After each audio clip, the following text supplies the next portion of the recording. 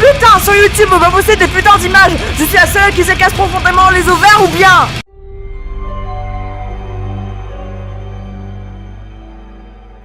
Salut à tous!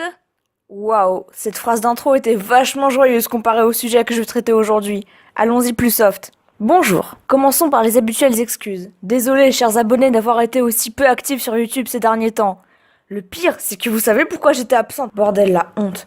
J'avais trop d'idées de vidéos, et tellement j'en avais, je ne savais pas laquelle choisir. Ces derniers temps, je me suis promis de faire une vidéo avant Noël, mais je n'avais toujours pas mon sujet, et hors de question de publier un truc bâclé. C'est là que le scandale a fusé, et si vous ne savez pas de quoi je parle, je vais très rapidement m'expliquer en vous présentant tout d'abord le personnage autour duquel tournera cette vidéo, comme la dernière fois. Donc, Melanie Martinez est une américaine âgée de 22 ans, ancienne candidate de The Voice. C'est une chanteuse qui a connu un franc succès, notamment depuis 2015, avec son style bien à elle, et a sorti un album intitulé Cry Baby. Pour ma part, j'ai commencé à l'écouter l'année dernière, et son côté déjanté ainsi que l'originalité de ses textes et tout le reste m'ont immédiatement charmé. Et plusieurs de ses titres figurent parmi mes favoris. Tout allait bien jusqu'à ce que récemment, un tweet fasse polémique venant d'une certaine Timothy Heller qui accuse Melanie de l'avoir joyeusement violée. Maintenant que nous connaissons les bases, rentrons dans le vif du sujet.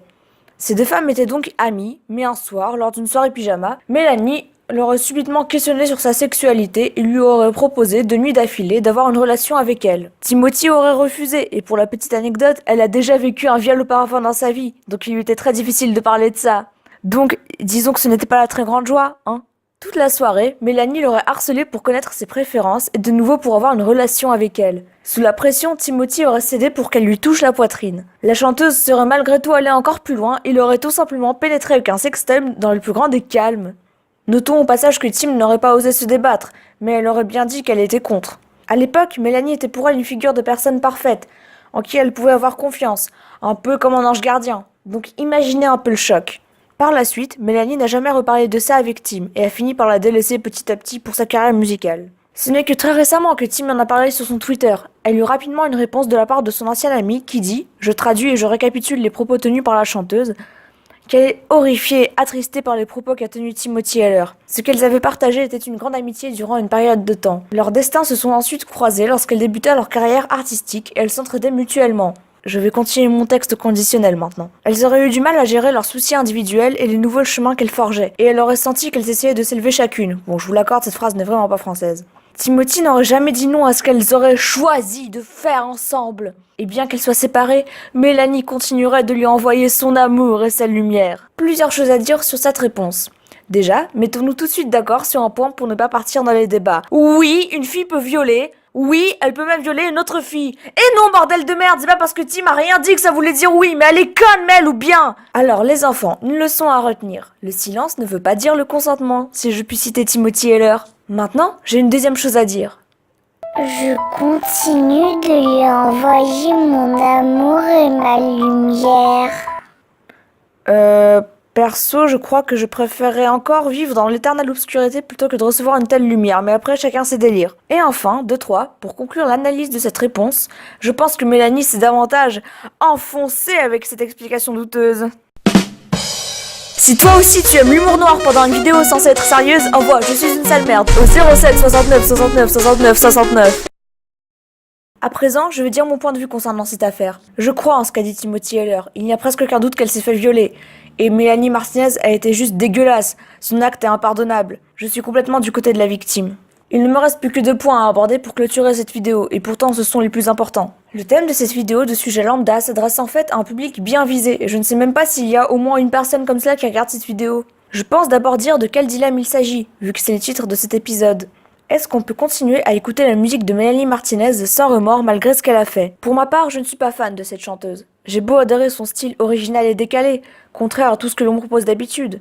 J'adore ses musiques qui pour moi frôlent la perfection, que ce soit pour les sujets traités, le choix des paroles, l'histoire racontée, ou même juste l'instru de chacune de ces musiques qui sont pour moi très belles et intéressantes. Donc maintenant j'ai un choix à faire, que j'appelle dilemme moral. D'un côté je pourrais complètement arrêter de l'écouter, l'oublier, virer tous ces sons qui ont formé mon univers créatif en très grande partie, et ce simplement pour ne pas avoir de regrets à écouter une véritable tarée.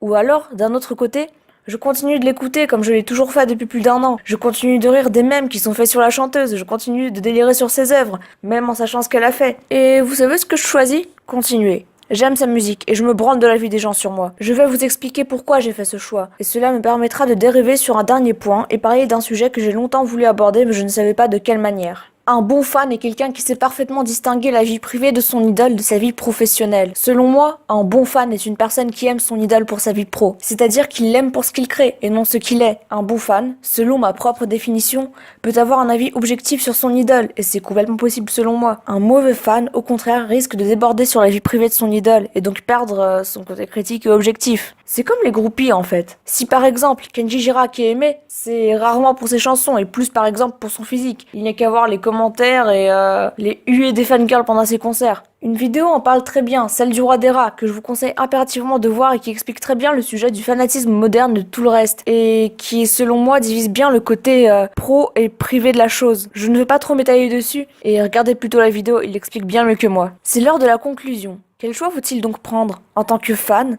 En tant que simple personne qui s'intéresse juste un peu aux œuvres, en tant que petit nouveau de la communauté, eh bien, c'est très simple. Faites ce que vous voulez, réellement. Si vous souhaitez aller à des concerts de Mélanie, allez-y. Si vous êtes dégoûté au point de ne plus la blairer, oubliez-la. Selon moi, dans cette situation, chaque réaction de votre part est légitime, tant qu'elle est dans le respect des autres, bien évidemment. Vraiment, les gens, soyez vous-même, ne vous laissez pas influencer. Faites votre propre choix. Moi, j'ai fait le mien. Je n'arrêterai pas d'écouter les musiques de Mélanie Martinez, ni même de les citer en tant que référence. Je précise qu'en tant qu'individu, elle a beaucoup baissé dans mon estime. En tant que chanteuse, elle va bientôt sortir un nouvel album. Faites les bonnes réflexions, raisonnez par vous-même, n'hésitez pas à débattre dans les commentaires sous cette vidéo pour partager votre point de vue. Et moi, je vous quitte sur cette première chanson de Timothy Heller qui mérite d'avoir quelques milliers de vues en plus. Salut! Please take me